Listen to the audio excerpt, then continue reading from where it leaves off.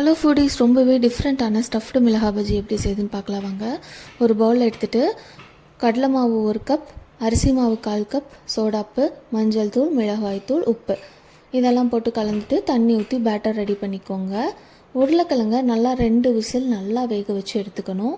Pan வச்சு எண்ணெய் ஊற்றி கடலைப்பருப்பு, கடுகு, உளுந்தம்பருப்பு, ஜீரகம் போட்டு பொரிஞ்சோடனே கிரேட் பண்ண இஞ்சி, பச்சை மிளகாய் குட்டி குட்டியாக கட் பண்ணி, அடுத்து வெங்காயம் போட்டு வெங்காயம் வதங்குற தேவையான அளவு உப்பு போட்டு வதக்கிட்டு, மஞ்சள் தூள், வேக வச்ச உருளைக்கிழங்கு, தேவையான அளவு உப்பு போட்டு நல்லா அதை சூடாக விடுங்க.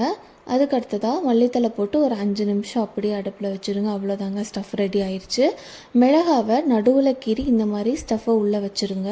வச்சு இந்த மாதிரி மாவில் முக்கி எண்ணெயில் பொரிச்சு எடுத்து அவ்வளோதாங்க, ரொம்ப டேஸ்டியான ஸ்டஃப்டு மிளகா பஜ்ஜி ரெடி ஆகிடும்.